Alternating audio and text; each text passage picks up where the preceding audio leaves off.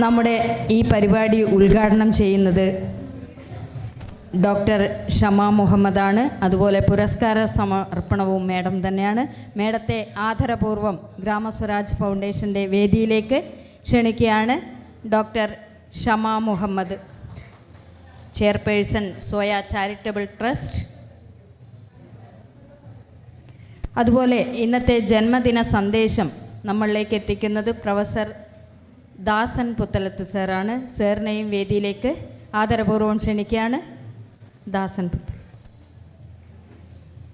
അതുപോലെ നമ്മുടെ ഇന്നത്തെ പുരസ്കാര ജേതാക്കളെ പരിചയപ്പെടുത്തുന്നത് ഗ്രാമസ്വരാജ് ഫൗണ്ടേഷൻ്റെ എല്ലാമായ ശ്രീ രാംദാസ് കതിരൂർ സാറിനെ വേദിയിലേക്ക് ആദരപൂർവ്വം ക്ഷണിക്കുകയാണ്. അതുപോലെ നമ്മുടെ വേദിയിലേക്ക് ക്ഷണിക്കുകയാണ് ഈ പരിപാടിയിലേക്ക് പങ്കെടുക്കുവാൻ TP അഷ്റഫ് സാറിനെ വേദിയിലേക്ക് ക്ഷണിക്കുകയാണ്. ശ്രീമതി KM സ്വപ്ന,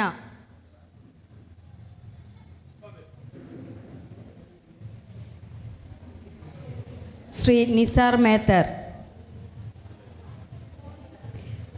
ശ്രീ PG ശിവബാബു സാറിനെയും വേദിയിലേക്ക് ആദരപൂർവ്വം ക്ഷണിക്കുകയാണ്. നമ്മുടെ സ്വന്തം തന്നെയാണ് ഗ്രാമസ്വരാജിൻ്റെ.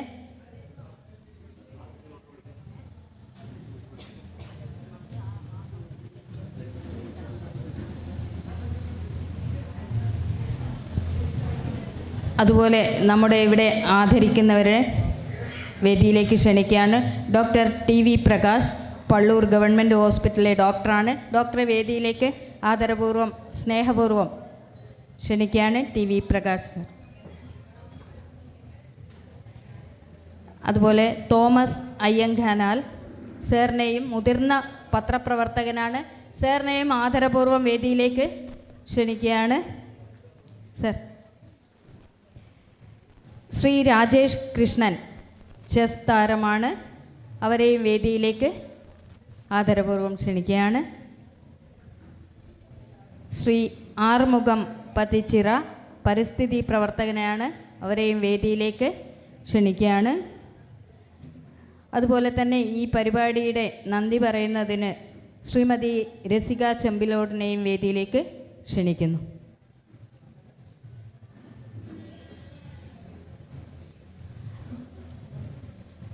ആദ്യമായി നമ്മുടെ ഭരണഘടന ആമുഖ വായനയാണ്. പൂമരം കിളിക്കൂട് കുട്ടികൾ മിൻഹ.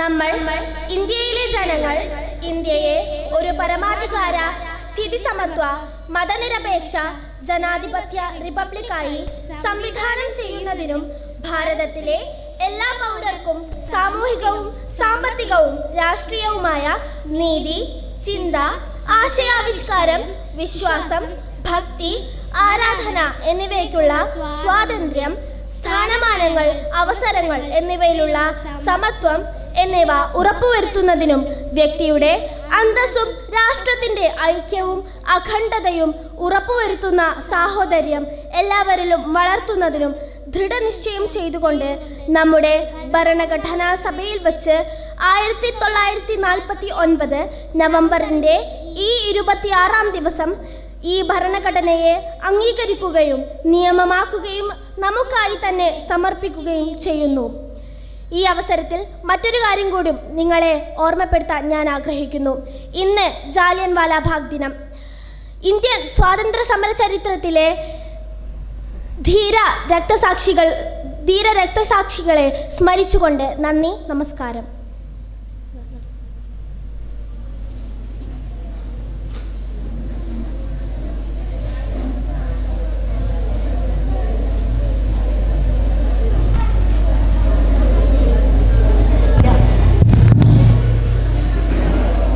അടുത്തത് സ്വാഗതം പറയുന്നതിനായി സഞ്ജന രാജീവിനെ ക്ഷണിക്കുകയാണ്.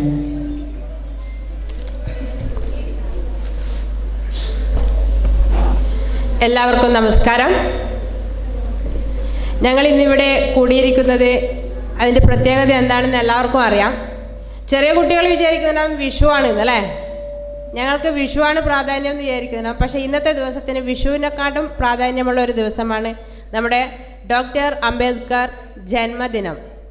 134ാം ജന്മദിനമാണ് ഡോക്ടർ അംബേദ്കറിൻ്റെ ഇന്ന് നമ്മൾ ഇവിടെ ആഘോഷിക്കുന്നത്.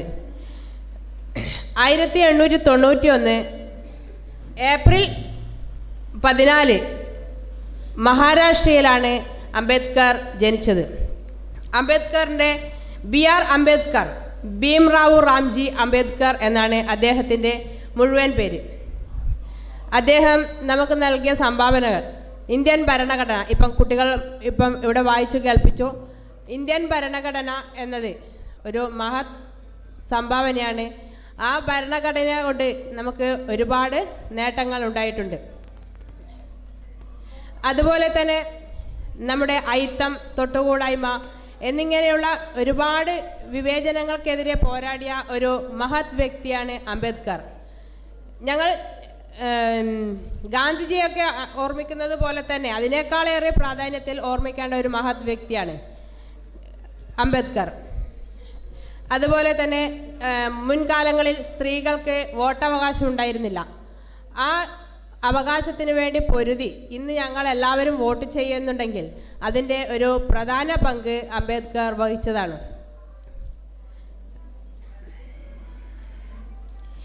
3 വട്ടമേശ സമ്മേളനത്തിൽ അദ്ദേഹം പങ്കെടുത്തിട്ടുണ്ട്. അതുപോലെ ഒരുപാട് നിരവധി സംഭാവന, ഉന്നത വിദ്യാഭ്യാസം നേടാൻ വിദേശ രാജ്യങ്ങളിൽ പോയി വിദ്യാഭ്യാസം നേടി ആ വിദ്യാഭ്യാസം കൊണ്ട് നമ്മുടെ ഇന്ത്യയിൽ ഒരുപാട് മാറ്റങ്ങൾ വരുത്തിയ ഒരു മഹത് വ്യക്തിയാണ് അംബേദ്കർ. അംബേദ്കറിനെ കുറിച്ച് പറയാൻ ഒരുപാട് ആൾക്കാർ ഇവിടെ ഇരിക്കുന്നുണ്ട്. അതുകൊണ്ട് കൂടുതലായൊന്നും ഞാൻ പറയുന്നില്ല. അപ്പോൾ എന്നെ ഇവിടെ ഏൽപ്പിച്ച ദൗത്യം സ്വാഗതം പറയലാണ്. സ്വാഗതം പറയാൻ വേണ്ടി എൻ്റെ കർത്തവ്യത്തിലേക്ക് ഞാൻ തുടങ്ങുകയാണ്. നമ്മുടെ ഈ ഗ്രാമസ്വരാജ് ഫൗണ്ടേഷൻ്റെ ഈ പരിപാടിയുടെ അധ്യക്ഷ വഹിക്കാൻ വേണ്ടി സർ മണികണ്ഠൻ സാറിനെ സ്വാഗതം പറയുകയാണ്. അതുപോലെ ഉദ്ഘാടകയായി എത്തിയ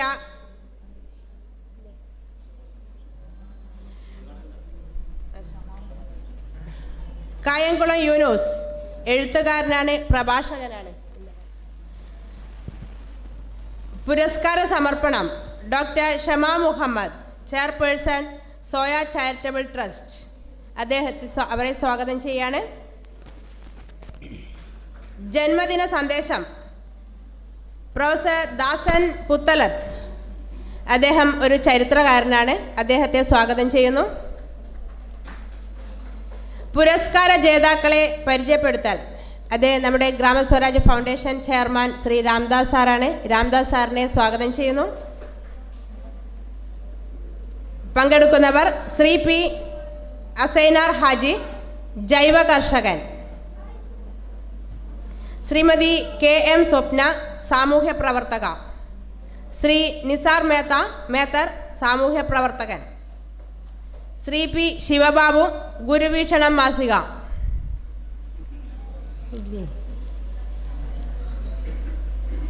പുരസ്കാര ജേതാക്കൾ ഡോക്ടർ TV പ്രകാശ്,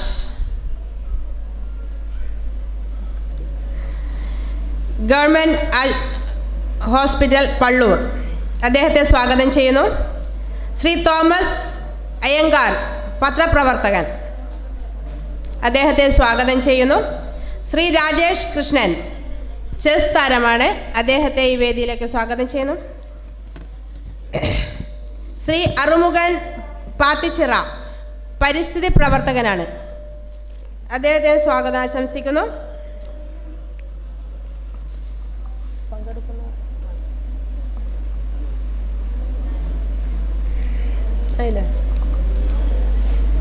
അടുത്ത നന്ദി പറയാനായി വേറൊരാളെ കൂടെ വിട്ടുപോയി. നന്ദി പറയുന്ന ശ്രീ രസിക ചെമ്പിലോട്, അവരെയും സ്വാഗതം ചെയ്യുന്നു.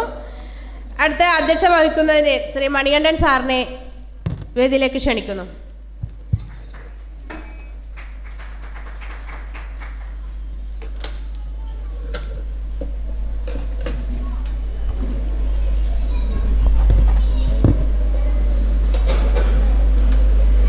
ഈ ചടങ്ങ് ഉദ്ഘാടനം ചെയ്യാൻ ഇവിടെ എത്തിച്ചേർന്ന Soya charitable trust chairperson doctor Shama Muhammad, Gramaswaraj foundation chairman Ramdas Kathiroor, ചരിത്രകാരൻ പ്രൊഫസർ ദാസൻ പുത്തലത്ത്, KM സപ്ന, ഗുരുവീക്ഷണ മാസിക എഡിറ്റർ PG ശിവബാബു ഉൾപ്പെടെ ഇവിടെ പുരസ്കാരം ഏറ്റുവാങ്ങാൻ എത്തിച്ചേർന്ന വിശിഷ്ടാതിഥികൾ ഉൾപ്പെടെ പ്രിയമുള്ള ഗ്രാമസ്വരാജ് ഫൗണ്ടേഷൻ പ്രവർത്തകരെ, സുഹൃത്തുക്കളെ, എല്ലാവർക്കും ആദ്യം തന്നെ വിഷു ആശംസകൾ നേരുകയാണ്. അതോടൊപ്പം അംബേദ്കർ ജന്മദിന ആശംസകളും നേരുകയാണ്. ഇവിടെ നേരത്തെ ഭരണഘടനയുടെ ആമുഖം കുട്ടികൾ വളരെ മനോഹരമായി വായിച്ചു. നമ്മൾക്കിവിടെ ഇങ്ങനെ കൂടിയിരിക്കാനും അഭിപ്രായം പറയാനും എനിക്കിവിടെ നിൽക്കാനും ഒക്കെ സാധിക്കുന്നത് നമ്മുടെ ഈ മഹത്തായ ഭരണഘടന ഒന്നുകൊണ്ട് മാത്രമാണ്. അല്ലെങ്കിൽ ഒരു പക്ഷേ ഇത്തരം കൂടിച്ചേരലുകൾ ചിലപ്പോൾ അപകടം ക്ഷണിച്ചു വരുത്തുന്നതായി വരാം. അപ്പം ഭരണഘടനയാണ് നമുക്കിതിനൊക്കെ സംരക്ഷണവും അവകാശവും തരുന്നത്. ആ ഭരണഘടനയുടെ ശില്പി ഡോക്ടർ BR അംബേദ്കറുടെ 134ാം ജന്മദിനാഘോഷമാണ് ഇവിടെ നടക്കുന്നത്. ഇത്തരമൊരു ചടങ്ങ് സംഘടിപ്പിക്കാൻ മുന്നോട്ട് വന്ന ഗ്രാമസ്വരാജ് ഫൗണ്ടേഷൻ ചെയർമാൻ ശ്രീ രാംദാസ് കതിരൂരിനെ ഈ അവസരത്തിൽ ഞാൻ പ്രത്യേകം അഭിനന്ദിക്കുകയാണ്. കാരണം നമ്മുടെ രാജ്യം നൂറ്റാണ്ടുകളോളം ബ്രിട്ടീഷ് അടിമത്തത്തിൽ കഴിഞ്ഞ വൈദേശിക അടിമത്തത്തിൽ കഴിഞ്ഞ ഒരു രാജ്യം, സ്വന്തമായി ഒരു മുട്ടുസൂചി പോലും നിർമ്മിക്കാൻ ശേഷിയില്ലാതെ 1947 ആഗസ്റ്റ് 14 അർദ്ധരാത്രി സ്വാതന്ത്ര്യം പ്രാപിച്ചപ്പോൾ പട്ടിണിപ്പാവങ്ങളുടെ ഒരു രാജ്യം, ആ ഒരു രാജ്യം ഇന്ന് തലയുയർത്തി നിൽക്കുന്നത് ഈ ഒരു ഭരണഘടനയുടെ ബലത്തിൽ മാത്രമാണ്. അല്ലെങ്കിൽ ഇന്ന് രാജ്യം പലതരത്തിലുള്ള വിഭജനങ്ങൾക്കും ശ്രമം നടത്തിക്കൊണ്ടിരിക്കുന്ന ഒരു കാലഘട്ടത്തിലൂടെ നമ്മൾ കടന്നു പോകുന്നത്.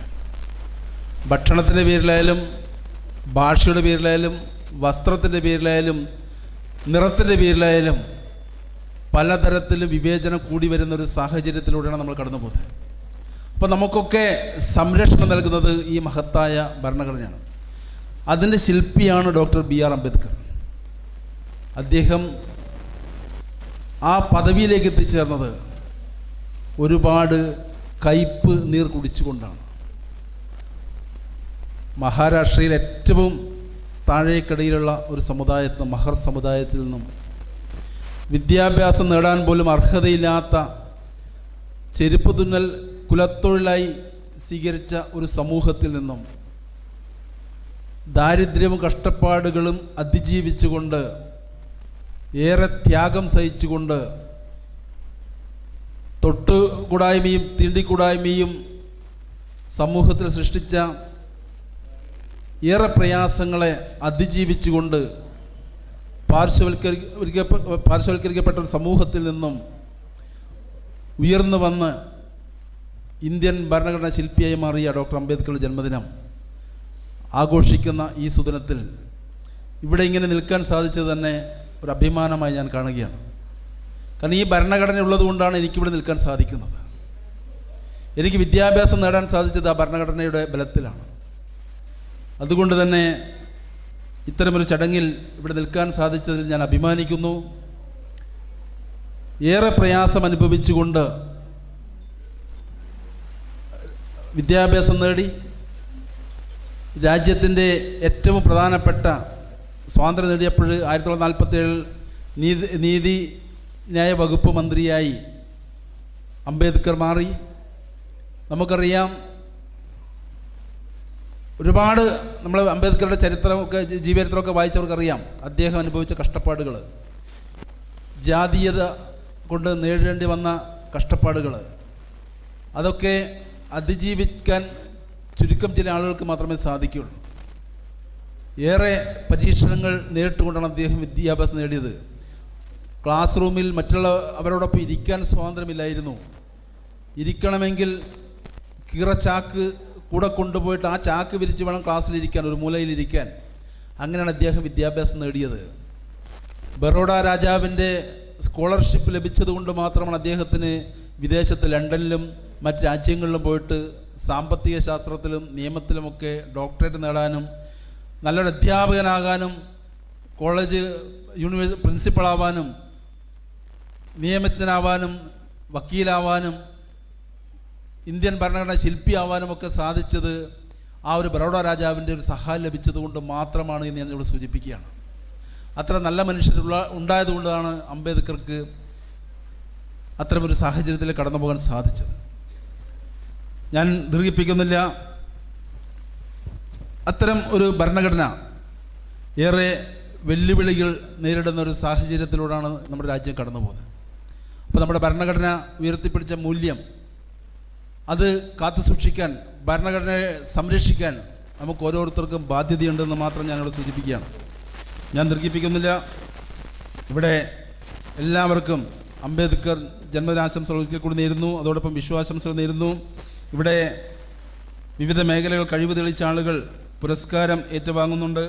Doctor T V. Prakash, Pallur government ആശുപത്രി; തോമസ് അയ്യങ്കനാൽ, മുതിർന്ന പത്രപ്രവർത്തകൻ; രാജേഷ് കൃഷ്ണൻ, ചെസ് താരം; അറുമുഖൻ, പത്തിച്ചിറ പരിസ്ഥിതി പ്രവർത്തകൻ. ഇവർക്ക് ഏവർക്കും നന്മകൾ നേരുന്നു, ആശംസകൾ നേരുന്നു. ഞാൻ എൻ്റെ വാക്കുകൾക്ക് വിരാമമിടുന്നു. ഈ പരിപാടി ഔപചാരികമായി ഉദ്ഘാടനം ചെയ്യുന്നതിന് വേണ്ടി doctor Shama Muhammad, Soya charitable trust ചെയർപേഴ്സണെ ക്ഷണിക്കുകയാണ്. അതോടൊപ്പം ഷമാ മുഹമ്മദിനെ കുറിച്ച് പറയുകയാണെങ്കിൽ, ഞാനിവിടെ തൊട്ടടുത്തുള്ള Thavakkara government UP school head മാസ്റ്ററായി വിരമിച്ച ഒരാളാണ്. ആ താവക്കര ഗവൺമെൻറ് UP സ്കൂളിൽ ഇന്ന് കാണുന്ന പുരോഗതിക്ക് കാരണം ഡോക്ടർ ഷമാ മുഹമ്മദാണ്. അദ്ദേഹത്തിന് ഏറെ താല്പര്യത്തോടു കൂടിയിട്ട് സോയ ചാരിറ്റബിൾ ട്രസ്റ്റ് സ്കൂളിൻ്റെ മുഖച്ഛായ തന്നെ മാറ്റുന്ന രീതിയിലുള്ള നിർമ്മാണ പ്രവർത്തനങ്ങളും വിദ്യാഭ്യാസത്തിന് ആവശ്യമായ മറ്റ് അടിസ്ഥാന സൗകര്യങ്ങളും ചെയ്തു തന്നുകൊണ്ട് മാത്രമാണ് താവക്കര ഗവൺമെൻറ് UP സ്കൂൾ ഇന്ന് അഭിമാനത്തോടെ അവിടെ തലയുയർത്തി നിൽക്കുന്നത്. ഈ അവസരത്തിൽ ഷമാ മുഹമ്മദിനെ നന്ദി അറിയിച്ചുകൊണ്ട് ഈ പരിപാടി ഔപചാരികമായി ഉദ്ഘാടനം ചെയ്യാൻ ഡോക്ടർ ഷമാ മുഹമ്മദിനെ സാദരം ക്ഷണിച്ചുകൊള്ളുന്നു.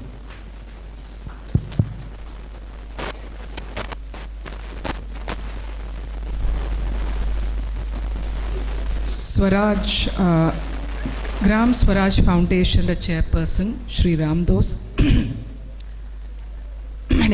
ശ്രീ മണികണ്ഠൻ, പ്രൊഫസർ ദാസ്, ശ്രീമതി സഞ്ജന രാജീവ്, ഡയസിലിരിക്കുന്ന മറ്റവർ, എൻ്റെ പ്രിയപ്പെട്ട നാട്ടുകാരെ, ഞാൻ സംസാരിക്കുന്ന മുമ്പേ എനിക്ക് നിങ്ങളോടെല്ലാം ഒരു റിക്വസ്റ്റ് ഉണ്ട്. ഞാൻ പല സംസ്ഥാനത്തിലും സംസാരിച്ചിട്ടുണ്ട്, കേരളയിൽ മാത്രമല്ല. പക്ഷെ അവിടെ ഒന്നും ആയിരിക്കും ഓഡിയൻസ് സൈലൻ്റ് ആയിരിക്കും. ഇപ്പോഴും ഓഡിയൻസ് സംസാരിച്ചുകൊണ്ടിരിക്കുക. നിങ്ങൾക്ക് ഇവിടെ സംസാരിക്കാൻ നിങ്ങൾക്ക് ഇഷ്ടമില്ലെങ്കിൽ നിങ്ങൾക്ക് പുറത്ത് പോയിട്ട് സംസാരിക്കാം.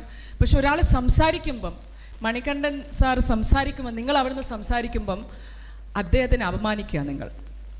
നിങ്ങൾക്ക് ഇവിടെ ഇരിക്കണ്ടെങ്കിൽ പുറത്ത് പോയിക്കോ, there is no problem. But please do not sit here and insult the speaker. ഒന്ന്. രണ്ടാമത്, വേറെ സംസ്ഥാനത്തിൽ എവിടെയും ഞാൻ കാണണില്ല ഈ ഫോൺ എടുക്കുന്നത്. ഇത്ര ധൃതിയുള്ള ഫോൺ കോൾ എന്താണെന്ന് എനിക്ക് മനസ്സിലായിട്ടില്ല. എൻ്റെ ഫോൺ സൈലൻറ്റിൽ ഇപ്പം വേറൊരു ഫോൺ അടിക്കുന്ന ഞാൻ കേൾക്കുന്നുണ്ട്. ഇതാരെ ഫോണാണെന്നറിയില്ല. സൈലൻസ് മസ്റ്റാണ്. സൈലൻറ്റിൽ വെക്കൂ. ഇവിടെ സൈലൻറ്റ് മോഡ് ഉണ്ട്. എൻ്റെ ഫോണിൽ സൈലൻറ്റ് മോഡ് ഉണ്ട്. സ്റ്റേജിൽ നിന്ന് ആൾക്കാർ ഫോൺ എടുക്കുന്നത്, മറ്റേടുന്ന് ഫോൺ എടുക്കുന്നത്. എന്തുകൊണ്ട് കേരളയിൽ ആൾക്കാർക്ക് സൈലൻറ്റിൽ ഫോൺ വെക്കാൻ പറ്റില്ല? എനിക്കത് അറിയണം. ഇത് എല്ലാ സ്ഥലത്തും രമേശ് ചെന്നിത്തല വരെ സംസാരിക്കുമ്പോൾ സ്റ്റേജ് വരെ ഫോൺ എടുത്ത് സംസാരിക്കുന്നുണ്ടാവും. That is wrong. അത് നിർത്തണം. നിങ്ങൾക്ക് വേണ്ടെങ്കിൽ ഇവിടെ ഇരിക്കണ്ട, ഇറങ്ങിപ്പോ. പക്ഷെ ഇവിടെ ഇരുന്നിട്ട് ഫോൺ എടുക്കുന്നത് തെറ്റാ. സൈലൻസിൽ ഫോൺ വെക്കണം, അല്ലെങ്കിൽ പുറത്തു പോവാ. That's it. ഇന്ന് നമ്മൾ ഇവിടെ BR അംബേദ്കർ ജിയുടെ ജന്മദിനം ആഘോഷിക്കാനാണ് എല്ലാവരും ഇവിടെ എത്തിയത്. അദ്ദേഹത്തിൻ്റെ ഏറ്റവും വലിയ മുഖ്യ കാര്യം എന്ന് പറഞ്ഞാൽ, പ്രാധാന്യ കാര്യം എന്ന് പറഞ്ഞാൽ നമ്മളെ ഭരണഘടന. നമ്മളത് മറക്കാൻ പാടില്ല. ഈ ഭരണഘടന കൊണ്ടാകുന്നത് BR അംബേദ്കറാണ്. ഈ ഭരണഘടന ഏതാന്ന് നിങ്ങൾക്ക് മനസ്സിലാകുന്നില്ല. നിങ്ങളെല്ലാവരും ഇവിടെ വന്നാൽ നമ്മൾ BR അംബേദ്കറിൻ്റെ ആഘോഷിക്കാനൊന്ന് ചിരിച്ചു വരുന്നതാണ്. പക്ഷെ നിങ്ങൾ മനസ്സിലാക്കണം, അദ്ദേഹം ഒരു ദളിതായിരുന്നു അന്നത്തെ കാലത്ത്. ഇന്ന് ദളിതുകൾക്ക് എന്താണെന്ന് നിങ്ങൾക്കറിയില്ല കഷ്ടപ്പാട്. കേരളയിൽ ഇത്ര ഉണ്ടാവില്ല, പക്ഷെ തമിഴ്നാട്ടിൽ പോയാൽ, ആന്ധ്രയിൽ പോയാൽ, ഉത്തര ഭാരതത്തിൽ പോയാൽ അന്ന് അംബേദ്കർ കഷ്ടപ്പെട്ടിട്ടും ഇന്നും ആ കഷ്ടപ്പാടുണ്ട്. അംബേദ്കർ 3 കാര്യത്തിലാണ് ഫോക്കസ് കൊടുത്തത്. ഒന്ന് വിദ്യാഭ്യാസം, ഒന്ന് നിങ്ങളെ ഫണ്ടമെൻ്റൽ റൈറ്റ്സ്, നിങ്ങളെന്താ ഇവിടുത്തെ റൈറ്റ് എന്താ, നിങ്ങൾക്ക് എന്താ ചെയ്യാൻ പാടില്ല, നിങ്ങളെ മതം, നിങ്ങൾക്ക് ഏതാ മതം നിങ്ങൾ ഇഷ്ടമുള്ള ആ മതത്തിൽ നിങ്ങൾക്ക് പ്രാക്ടീസ് ചെയ്യാൻ പറ്റും. പിന്നെ അദ്ദേഹം ഏറ്റവും ഇമ്പോർട്ടൻ്റ് ആയിട്ടുള്ളത്, പ്രാധാന്യമായിട്ടുള്ളത് കാസ്റ്റ് സിസ്റ്റം.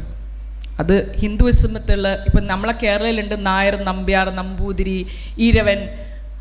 നോർത്ത് ഇന്ത്യയിൽ ഇതിലും അധികമാണ് രാജ്പൂട്ട്, ക്ഷത്രിയ, വാൽമീകി എന്ന് പറഞ്ഞാൽ ദളിത്താണ്.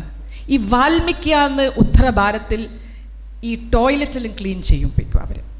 അവിടെ മാനുവൽ സ്കാവഞ്ചിങ് എന്ന് പറഞ്ഞിട്ടുണ്ട്. UPS സർക്കാരിൻ്റെ സമയത്ത് നമ്മളൊരു നിയമം കൊണ്ടുവന്നിട്ടുണ്ട്, മാനുവൽ സ്കാവഞ്ചിങ് എന്താ, ഈ കക്കൂസ് എല്ലാം ക്ലീൻ ചെയ്യാൻ. അത് മാത്രമല്ല, അവിടെ നോർത്ത് ഇന്ത്യയിൽ ചില സ്ഥലത്ത് കക്കൂസ് ഇല്ല, അവിടെ ഒരു ചെറിയൊരു പിറ്റാക്കും, കുയ്യാക്കിയിട്ട് അവിടെയാണ് ആൾക്കാർ പോകും. അത് പോയിട്ട് ഇവർ എടുക്കണം. അത് നിങ്ങൾ മനസ്സിലാക്കണം. അത് നമ്മളെ കേരളയിലില്ല. നിങ്ങൾ കേരളയിലെ ആൾക്കാർക്ക് അവിടെ എന്താ നടക്കുന്നതെന്ന് അറിയില്ല. അപ്പം അത് ഇപ്പോഴും നടന്നുകൊണ്ടിരിക്കുന്നുണ്ട്. അത് ഈ ദളിതുകൾ ചെയ്യണം. അവർ ഇപ്പോഴും ജൂലി എന്ന് പറയുന്ന നമ്മളൊരു ദളിത് ലീഡർ ഓഫ് ഓപ്പോസിഷൻ രാജസ്ഥാൻ്റെ, അദ്ദേഹം ഒരു അമ്പലത്തിൽ പോയതിൻ്റെ ശേഷം ഒരു BJP ഹൈകാസ്റ്റ് അത് ക്ലീൻ ചെയ്തു, വൃത്തിയാക്കി. എന്താ നമ്മൾ കാണുന്നത്? വൃത്തിയാക്കി. ഇപ്പോൾ ഒരു ഹൈക്കോടതി ജഡ്ജ് പറഞ്ഞത് കാര്യമാണ്, ലക്നൗവിൽ ദളിത് ഹൈക്കോടതി ജഡ്ജ് ഒരു ചേംബർ ഉണ്ടായിരുന്നു. അദ്ദേഹം അവിടുന്ന് അദ്ദേഹത്തിൻ്റെ സമയം കഴിഞ്ഞേരം വേറൊരു ബ്രാഹ്മൺ അവിടെ വന്നു. ബ്രാഹ്മൺ വന്നതിന് ശേഷം അവർ ഗംഗാജൽ, ഈ ഗംഗയിൽ നിന്ന് വരുന്ന വെള്ളത്തിനെ കൊണ്ട് അതൊന്ന് വൃത്തിയാക്കി. അത് അന്നത്തെ കാലമല്ല, ഇന്നത്തെ കാര്യമാണ് ഞാൻ പറയുന്നത്. കുതിരപ്പുറത്ത് ഗുജറാത്തിൽ ഒരു കല്യാണം കഴിക്കുന്നവൻ കുതിരപ്പുറത്ത് പോകാൻ പാടില്ല. ദളിതന് അവനെ എടുത്തിങ്ങനെ അടിച്ചു. ദളിതുകൾ വേറെ ഹൈക്കാസ്റ്റ് സ്ത്രീകളെ കല്യാണം കഴിച്ചാൽ അവരെ കൊല്ലും. നമ്മൾ തമിഴ്നാട്ടിൽ കാണുന്ന കാര്യം. ഇപ്പം എന്നോട് ഒരാൾ ചോദിച്ചു, നിങ്ങൾ കേരളയിൽ നടക്കലില്ല, നിങ്ങൾ കേരളയിൽ നടക്കുന്നു. ഞാൻ പറഞ്ഞു ഇല്ല, കൊലയില്ല, ചിലപ്പം വിടൂല, ഇവിടെ കല്യാണം കഴിക്കാൻ വിടൂല, എതിരായിരിക്കും. ഇവിടെ മുസ്ലിമും ക്രിസ്ത്യൻ തമ്മിൽ, മുസ്ലിം ഹിന്ദു തമ്മിൽ പ്രശ്നങ്ങളുണ്ട്, അതെനിക്കറിയാം. പക്ഷെ ആരും കൊല്ലൂല ഇവിടെ. എന്തുകൊണ്ടാണ്? നമ്മൾ അംബേദ്കറിൻ്റെ വാക്കുകൾ കേൾക്കുന്നുണ്ട്. നമുക്ക് അയ്യങ്കാളി ഉണ്ടായിരുന്നു, നമുക്ക് ശ്രീ നാരായണ ഗുരു ഉണ്ടായിരുന്നു. നമ്മൾ വിവരമുള്ള ആൾക്കാരാണ്, വിദ്യാഭ്യാസമുള്ള ആൾക്കാരാണ്. നമുക്കിവിടെ കേരളയിൽ നമ്മളൊരു കാര്യം കാണുന്നുണ്ട്, കലാപം എന്ന് പറയുന്ന കാര്യം നമ്മൾ കാണില്ല. എത്ര നമുക്കിവിടെ ഹിന്ദുസ് ഉണ്ട്, ക്രിസ്ത്യൻസ് ഉണ്ട്, മുസ്ലിംസ് ഉണ്ട്. എന്തുകൊണ്ട്? നമുക്ക് വേദനയാണ്. ഒരുത്തൻ മരിക്കുമ്പോൾ നമുക്കത് സഹിക്കാൻ പറ്റൂല. പക്ഷെ ഉത്തര ഭാരതത്തിൽ എത്ര കഷ്ടപ്പാടാണ്. ഇപ്പം ഈ ഭരണഘടനത്തിൽ എന്താ പറയുന്ന നിയമങ്ങളാണ്. ഇപ്പം എന്തോന്ന് നടന്നുകൊണ്ടിരിക്കുന്നത്? ഞാനൊരു കഥ പറഞ്ഞുതരാം. 2021 ആത്തിഖ് അഹമ്മദ് എന്ന് പറഞ്ഞിട്ടൊരു ഗുണ്ട ഉണ്ട് ഉത്തർപ്രദേശ്. ആത്തിഖ് അഹമ്മദ് കുറേ അവിടെ ഇല്ലീഗലായിട്ട് സ്ഥലങ്ങളുണ്ട് അദ്ദേഹത്തിൻ്റെ. അവിടെ പലവരെ വീടുകളുണ്ട്, അവർ വാങ്ങിയതാ സ്ഥലം, പക്ഷേ അവരുടെ ഡോക്യുമെൻറ്റ്സ് ശരിയല്ല. യോഗി ആദിത്യനാഥ് പോയിട്ട് അവരെ വീടുകൾ ബുൾഡോസറിനെ കൊണ്ട് ഡെമോളിഷ് ചെയ്തിരിക്കുക. ഒരു കാര്യമില്ല, ഒരു പേപ്പറും കൊടുക്കാണ്ട്. അതിൽ മുസ്ലിംസ് മാത്രമല്ല, ഹിന്ദുക്കളുണ്ടായിരുന്നു. ഒരുത്തം പറയാം, ഒരു ഷോപ്പ് കീപ്പർ പറയാം, ഞാൻ 20 കൊല്ലം പൈസ കൂട്ടി 9 മാസം മുമ്പേ ഈ വീടുണ്ടാക്കിയ ആ വീടാണ് അവർ ബുൾഡോസ് ചെയ്തത്. നിങ്ങൾ ആലോചിച്ച് നോക്ക്. വേറൊരു മുസ്ലിം പ്രൊഫസർ 1000 ബുക്ക്, 30 കൊല്ലമായി മൂപ്പർ വീട് അവിടെ 1000 ബുക്കുള്ളൊരു ലൈബ്രറി ആയിരുന്നു. അവിടെ എല്ലാവരും പോവും ആ ലൈബ്രറി, അത് ഡെമോളിഷ് ചെയ്തിരിക്കുക. നിങ്ങൾ മനസ്സിലാക്കൂ, ആ ഭരണഘടനത്തിൻ്റെ ആവശ്യം എന്താ? പിന്നെ ഭരണഘടനത്തിൽ എഴുതിയിട്ടില്ല അങ്ങനത്തെ ഒരു കേസ് ഉണ്ടെങ്കിൽ, ഇല്ലീഗൽ പ്രോപ്പർട്ടി ഉണ്ടെങ്കിൽ നിങ്ങൾ അവിടെ പോകണം, പോലീസ് സ്റ്റേഷനിൽ കേസ് കൊടുക്കണം, കോർട്ട് കേസ് കൊടുക്കണം. അല്ലെങ്കിൽ ആരെങ്കിലും എന്തെങ്കിലും കല്ലേറിയൽ നാഗ്പൂരിലൊരു വിഷയം ഉണ്ടായിരുന്നു. ഇപ്പം അടുത്ത് ആ സമയത്ത് ഈ ഇപ്പം നിങ്ങൾ ഇത് കഴിഞ്ഞിട്ടില്ലേ, എന്ത് ഫാസ്റ്റ് ആയിരുന്നു നമുക്ക് ഉണ്ടായത്? ഹിന്ദുസിൻ്റെ ഒരു ഫാസ്റ്റ് ഉണ്ടായിട്ടില്ല, നവരാത്രി.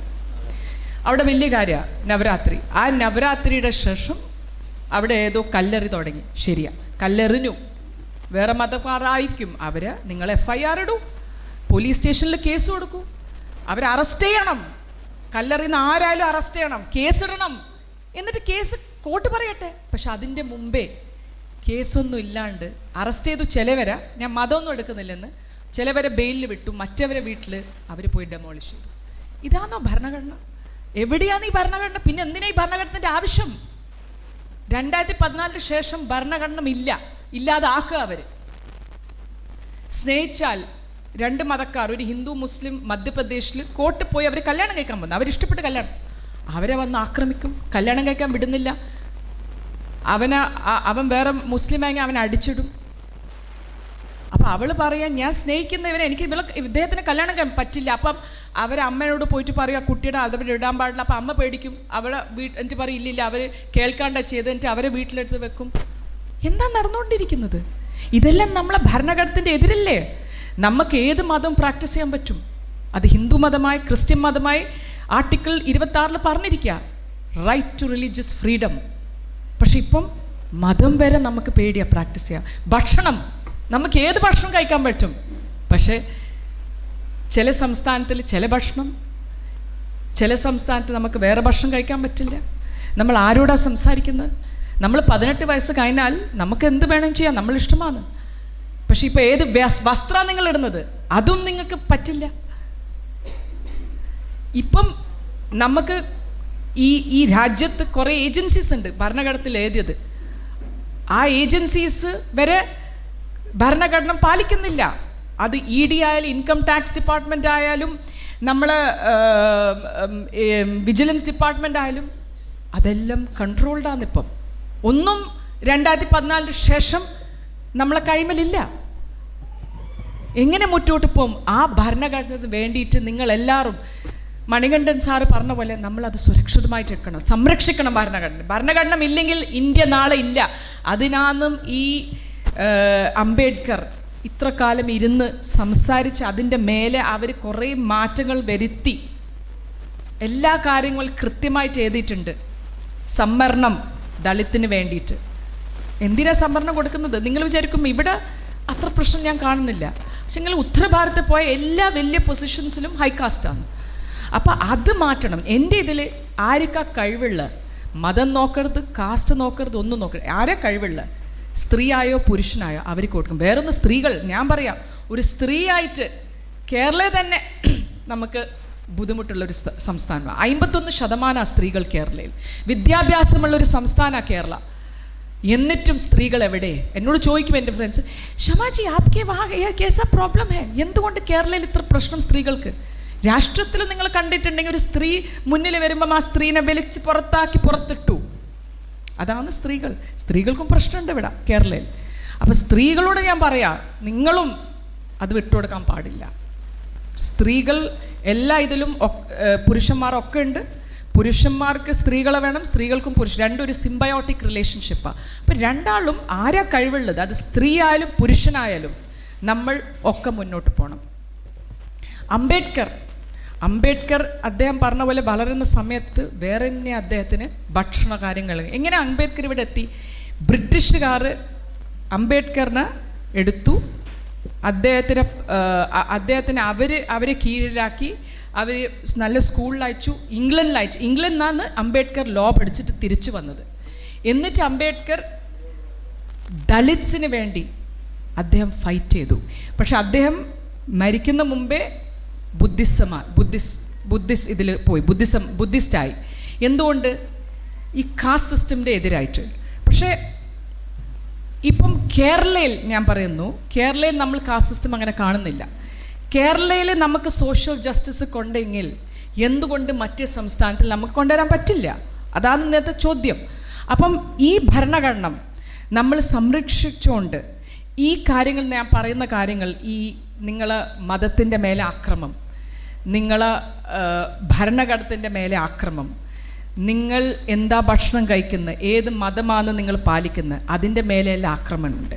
അപ്പം അതിൻ്റെ എതിരായിട്ട് ഞങ്ങൾ ഒരു ഇതായിട്ട് നമ്മൾ മുന്നോട്ട് പോകണം. ഇന്ത്യ എന്താ?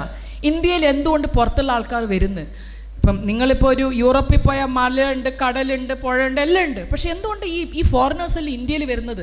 അവരെന്നോട് പറയാമെന്ന് പറഞ്ഞാൽ ഇങ്ങനത്തെ ഒരു രാജ്യം നമ്മൾ കണ്ടിട്ടില്ല. എത്ര ഭാഷകൾ, എത്ര മതം, എത്ര രാജ്യങ്ങൾ. ഇപ്പം നിങ്ങൾ പഞ്ചാബിൽ പോയാൽ നിങ്ങൾക്കൊരു കേരളയുടെ ഭക്ഷണം ഉണ്ടാവില്ല, അവിടെ വേറെ ഭക്ഷണമാണ്. കേരളയിൽ വന്നു കഴിഞ്ഞാൽ അത് വേറെ ഭക്ഷണം, വേറെ ഭാഷ. അതാണ് അവർക്കിഷ്ടം. ഈ വേറെ വേറെ വ്യത്യസ്തമായുള്ള ജനങ്ങൾ ഒക്കെ വരുന്നതാണ് അവർക്ക് ഇഷ്ടപ്പെട്ട കാര്യം. ആ ഇന്ത്യ നമ്മൾ നിലനിർത്തണം. ആ ഇന്ത്യ നമ്മൾ വിടാൻ പാടില്ല. ഒരാൾ ഇവിടെ കേരളയിൽ വന്നിട്ട് പറയുന്നു അവൻ നിങ്ങളെ ശത്രുവാണ്. അത് പറ്റില്ല. നമ്മൾ ഒന്നാണ്. ശരിയാ, ചില കൂട്ടറിൽ ചില പോരായ്മ ഉണ്ടാവും, ചില മതത്തിൽ. ആ പോരായ്മ നമ്മൾ മാറ്റണം. സംസാരിച്ചിട്ട് എന്താ വിഷയങ്ങൾ നമ്മളത് തിരുത്തണം. ഇപ്പം വഖഫിൻ്റെ ആക്ട് വന്നിരിക്കുക, അതിലും പ്രശ്നങ്ങളുണ്ട് കേരളയിൽ. പക്ഷെ അത് നമുക്ക് തിരുത്താനുള്ളൂ സംസാരിച്ചിട്ട്. പക്ഷെ നമ്മൾ മനസ്സിലാക്കണം, നമുക്ക് തിരുത്താനുള്ളൂ സംസാരിച്ചിട്ട്, വേറൊന്നുമില്ല. അത് നമ്മൾ സംസാരിച്ചുകൊണ്ട് നമ്മൾ തിരുത്തിയിട്ടില്ലെങ്കിൽ നമുക്ക് മുന്നോട്ട് പോകാൻ പറ്റില്ല. ഈ വെറുപ്പിൻ്റെ രാഷ്ട്രീയം അവൻ നമുക്ക് വേണ്ട, അവർ ഈ സമൂഹത്തിലുള്ള ആൾക്കാർ അവരെ പുറത്താക്കണം, അതാണ് നടക്കുന്നത് ഉത്തരഭാരതത്തിൽ. ഇപ്പോൾ ഇവിടെ ഹിന്ദു, മുസ്ലിം, ക്രിസ്ത്യൻസ് എല്ലാം ഒക്കെയാണ് നിൽക്കുന്നത്. പക്ഷെ നിങ്ങൾ ഡൽഹി പോയാൽ ഗെറ്റുവൈസേഷനാണ്. മുസ്ലിം ഏരിയ വേറെ, ഹിന്ദു ഏരിയ വേറെ, ക്രിസ്ത്യൻ ഏരിയ വേറെ, അങ്ങനെയാണ് കാണുന്നത്. പക്ഷെ അത് നമ്മൾക്ക് ഇവിടെ ഈ മലയാളികളായിട്ട്, ഞാൻ മലയാളിയായിട്ട് ഭയങ്കര ബഹുമാനത്തോടെ ഞാൻ പറയുന്നത് ഞാൻ ഒരു മലയാളിയാണ്. ഇങ്ങനത്തെ ഒരു സമൂഹം ഞാൻ വേറെ എവിടെയും കണ്ടിട്ടില്ല. ഞാൻ കുറേ ട്രാവൽ ചെയ്ത ഒരാളാണ്. പക്ഷെ കേരള പോലത്തെ ഒരു സമൂഹം ഞാനത് കണ്ടിട്ടില്ല. ഈ ഭരണഘടന ശക്തമായിട്ട് നിൽക്കുന്ന ഒരു സംസ്ഥാനമാണ്, സംരക്ഷിക്കുന്ന ഒരു സംസ്ഥാനമാണ് കേരള. ആ കേരള നമ്മൾ മുന്നോട്ട് അതേ ഇതിൽ നമ്മൾ കൊണ്ടുപോകണം. അല്ലെങ്കിൽ ഉത്തര ഭാരതത്തിൽ നടക്കുന്ന പോലെ ഇവിടെയും നടക്കും. അതുകൊണ്ടാണ് ഞാൻ പറയുന്നത്. വേറൊരു കാര്യം, ഈ ഉത്തര ഭാരതത്തിൽ ലേബേഴ്സ്, ജോലി ചെയ്യുന്ന, തൊഴിൽ ചെയ്യുന്ന ആൾക്കാർ, ഇപ്പം ഞാൻ നിൽക്കുന്ന സ്ഥലത്ത് ഒരു ബിൽഡിംഗ് ഉണ്ടാക്കുന്നുണ്ടെങ്കിൽ, ഞാൻ ഡൽഹിയിലാണ്, എനിക്ക് ഒരു വീട് അവിടെയുണ്ട്. അപ്പം അവിടെ ഒരു ബിൽഡിംഗ് ഉണ്ടാക്കുന്നു വിചാരിക്കാം. ആ ബിൽഡിംഗ് കൺസ്ട്രക്ഷൻ വർക്കേഴ്സ് ഞാൻ കണ്ടതാ, അവരവിടെ തന്നെ നിൽക്കും ആ ബിൽഡിംഗ് ഉണ്ടാക്കുന്ന സ്ഥലത്ത്.